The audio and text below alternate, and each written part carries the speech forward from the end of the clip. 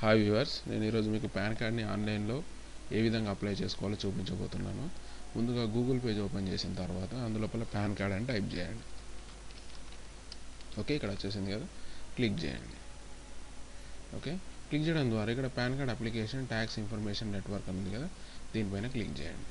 Click చేయడం ద్వారా income tax pan service unit అనేటటువంటిది ఓపెన్ అవుతుంది. ఇందులోపల 6 రకాల ఆప్షన్స్ అనేటటువంటివి కనబడతాయి. ఓకే వ్యూవర్స్, మెయిన్గా అసలు పాన్ అని అంటే ఏంటంటే పర్మనెంట్ అకౌంట్ నెంబర్. అంటే ఒక భారతదేశంలో నివసిస్తున్నటువంటి ఒక పౌరునికి ఒకేసారి పాన్ కార్డ్ అనేటటువంటిది ఇష్యూ అవుతుంది. ఒకవేళ అది పోయినా, మిస్ అయినా, లేకపోతే అందులోపల ఏదైనా మిస్టేక్స్ పడినా కానీ దాన్నే రీమాడిఫై చేసుకొని తీసుకోవచ్చు. కానీ మళ్ళీ 2 కానీ 3 కానీ ఇట్లా పాన్ కార్డ్స్ అనేటటువంటివి తీసుకోవడం చట్టరీత్యా నేరం. కాబట్టి ఇందులోపల మనం ఒక పాన్ కార్డు మాత్రమే ఒక భారతీయుడికి ఉండాల్సినటువంటిది అవసరం ఉంది. ఓకే, ఇందులోపల ఉన్నటువంటి 6 ఆప్షన్స్ కనుక మనం పరిశీలించినట్టయితే ఫస్ట్ ఆప్షన్ చూస్తే new pan for Indian citizens అని ఉంది. అంటే భారతీయులకు సంబంధించినటువంటి పాన్ కార్డు ఇందులోపల మనం అప్లై చేసుకోవడానికి ఉంటుంది. New pan for foreign citizens అంటే బయట దేశాల నుంచి వచ్చినటువంటి సిటిజన్స్ ఇక్కడ పాన్ కార్డ్ అప్లై చేసుకోవాలనుకుంటే ఈ పాన్ కార్డ్ని ఈ ఆప్షన్ని వాళ్ళు చూజ్ చేసుకోవాల్సి ఉంటుంది. మూడవది ఆప్షన్ కనుక మనం పరిశీలించినట్టయితే changes or correction in PAN details. ఉదాహరణకి సర్నేమ్ కావచ్చు, తర్వాత నేమ్ కావచ్చు, తర్వాత మన హౌస్ డీటెయిల్స్ కావచ్చు, అంటే ఇంటి అడ్రస్ కావచ్చు. ఇందులోపల ఏదైనా మిస్టేక్స్ కనుక్కున్నట్టయితే దాన్ని సరి చేసుకోవడానికి, రీమాడిఫై చేసుకోవడానికి ఈ ఆప్షన్ అనేటటువంటిది ఉపయోగపడుతుంది. ఫోర్త్ ఆప్షన్ కనుక మనం పరిశీలించినట్టయితే రీప్రింట్ ఆఫ్ పాన్ కార్డ్. అంటే పాన్ కార్డ్ని మనం తిరిగి ప్రింట్ చేసుకోవడానికి ఉపయోగపడుతుంది. తర్వాత ఫిఫ్త్ ఆప్షన్ వచ్చేసి ట్రాన్సాక్షన్ స్టేటస్ ఎంక్వైరీ. అంటే మన పాన్ కార్డు ద్వారా మనం ఎన్నిసార్లు ట్రాన్సాక్షన్స్, అంటే బ్యాంక్ ట్రాన్సాక్షన్ చేసాం, ఎంత అమౌంట్ని మనం ట్రాన్సాక్షన్ చేసాం, ఏ డేట్ లోపల, ఎప్పుడు, ఏ మంత్ లోపల ట్రాన్సాక్షన్ చేసాం అనేటటువంటి స్టేటస్ అనేటటువంటి ఇందులోపల మనం చూసుకోవచ్చు. Status tracks for pan application అనేది 6వ ఆప్షన్. ఇది దేనికి ఉపయోగపడుతుంది అంటే మనం కొత్తగా పాన్ కార్డ్ని అప్లై చేసుకున్నప్పుడు ఆ పాన్ కార్డ్ అనేటటువంటిది ఎప్పుడు ఇష్యూ అవుతుంది, ఏ డేట్ రోజు ఇష్యూ అవుతుంది, మన ఇంటికి ఎప్పుడు వస్తుంది అనేటటువంటి డీటెయిల్స్ అనేటటువంటి ఇందులోపల మనం చెక్ చేసుకోవడానికి ఉపయోగపడుతుంది. ఇప్పుడు మనం కొత్తగా పాన్ కార్డ్ని అప్లై చేసుకోవాలంటే ఫస్ట్ ఆప్షన్ అనేటువంటి new pan for Indian citizens ఉంది కదా, దీనిపై క్లిక్ చేయండి.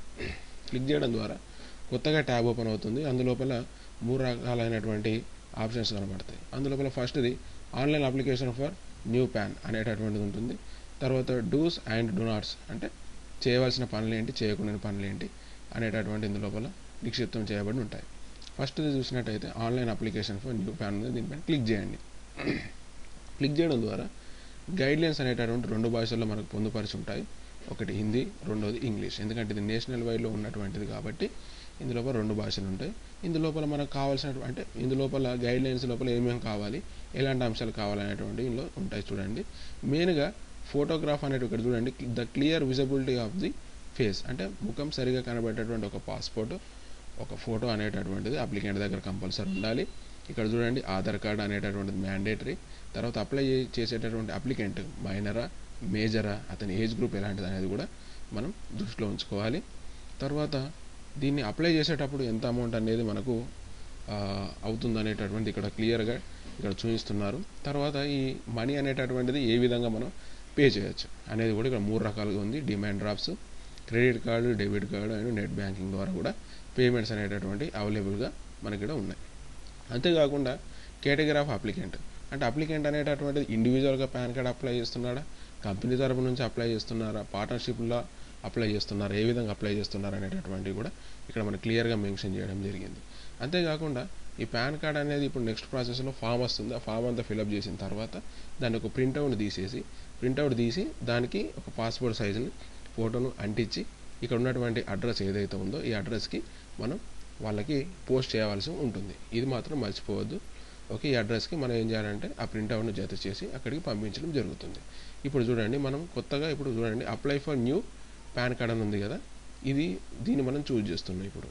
ఓకే, కొత్తగా అప్లై చేసే అప్లికెంట్ దీన్ని చూజ్ చేసుకోవాలి. అతను ఇండివిజువల్గా అప్లై చేద్దాం అనుకుంటున్నారా, పార్ట్నర్షిప్లాగా అప్లై చేస్తున్నారా అనుకున్నారా అనేది ఇక్కడ మనం చూజ్ చేసుకోవాల్సి ఉంటుంది. ఉదాహరణకి నేను ఇండివిజువల్గా అప్లై చేద్దాం అనుకుంటే ఇండివిజువల్ పైన చూజ్ చేసి సెలెక్ట్ కొట్టండి. ఓకే, ఈ విధంగా మనకు ఫామ్ అనేటటువంటిది ఓపెన్ అవుతుంది. ఈ ఫామ్ లోపల మనకు రెడ్ కలర్ లోపల స్టార్ మార్క్స్ అనేటువంటి కనబడతాయి. స్టార్ మార్క్ అనేది దేన్ని ఇండికేట్ చేస్తుందని అంటే అది మ్యాండేటరీ అన్నమాట. ఇక్కడ చూడండి, ఫీల్డ్ మార్క్డ్ విత్ రెడ్, ఇక్కడ చూడండి స్టార్ సింబల్ ఉంది కదా, ఆర్ మ్యాండేటరీ, అవన్నీ కూడా ఇంపార్టెంట్ అన్నమాట. ఇక్కడ చూడండి ఫస్ట్ కాలం అనేటటువంటిది ఇది ఎవరికి సంబంధించింది అంటే ఆర్మీకి కావచ్చు, ఎయిర్ ఫోర్స్లో పనిచేసే వాళ్ళకి కావచ్చు, ఇది సంబంధించినటువంటిది. ఓకే, తర్వాత ఇక్కడ ఇండివిజువల్ అని వచ్చాం కదా, ఇక్కడ చూడండి ఏరియా కోడ్ ఉంది, తర్వాత ఏవో టైప్ ఉంది, రేంజ్ కోడ్, ఏవో నెంబర్ అనేటటువంటివి ఉన్నాయి. ఇవి మనకు తెలియనప్పుడు ఏం చేస్తున్నాం అంటే ఇక్కడ చూడండి ఫర్ నాన్ ఇంటర్నేషనల్ ట్యాక్సేషన్ ఏవో డీటెయిల్స్ అనేది దీనిపైన క్లిక్ చేయండి. ఓకే, ఈ విధంగా క్లిక్ చేయడం ద్వారా ఏమవుతుందనంటే ఉదాహరణకి నేను నా డిస్టిక్ వచ్చేసి కరీంనగర్ కాబట్టి నేను ఏం చేస్తున్నానంటే ఇక్కడ చూడండి A to Z వరకు ఆల్ఫాబెట్స్ ఉన్నాయి, 26 లెటర్స్ ఉన్నాయి. అందులోపల కరీంనగర్ అంటే కేతో స్టార్ట్ అవుతుంది కాబట్టి దానిపైన నేను క్లిక్ చేస్తున్నాను. క్లిక్ చేసినప్పుడు ఆ కే పైన ఉన్నటువంటి అన్ని ఊర్ల పేర్లు అనేటటువంటి ఇక్కడ మనకు కనిపిస్తూ ఉంటాయి.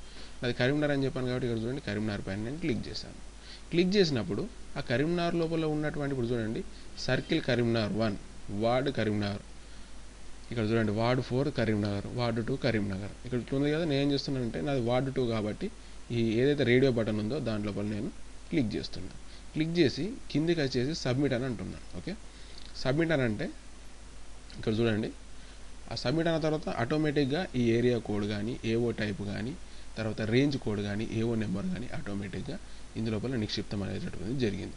ఇన్ కేస్ మీకు ఈ విధంగా ఇందులోపల రాకపోతే మీరు మళ్ళీ ఏం చేయాలని అంటే ఇక్కడ చూడండి అక్కడ ఉన్నటువంటి అంశాలన్నింటినీ కూడా మీరు కాపీ చేసేసుకొని పేస్ట్ చేయాల్సినటువంటి అవసరం ఉంటుంది. ఓకే, ఇప్పుడు చూడండి ఈ విధంగా వచ్చేసింది కదా కరీంనగర్. ఓకే, అంటే మనం ఇప్పుడు చూజ్ చేసుకొని సబ్మిట్ కొడితే రాకపోతే మీరు చేయాల్సింది ఏంటంటే ఇక్కడ ఉన్న అన్నిటి వాటిని ఏం చేయాలనంటే కాపీ చేస్తూ అందులోపల మనం పేస్ట్ చేయాల్సి ఉంటుంది. ఓకే, ఈ విధంగా చేయాలి. తర్వాత ఇక్కడ డీటెయిల్స్ చూసినట్టయితే ఫుల్ నేమ్. ఓకే, టైటిల్ లోపల ఏముందనంటే శ్రీమతి, కుమారి ఏదంటే అది మీరు చూజ్ చేసుకోండి. లాస్ట్ నేమ్ అంటే సర్ నేమ్, తర్వాత first name, middle name. Okay, ఇవి ఇచ్చేసేయాలి ఉంటుంది.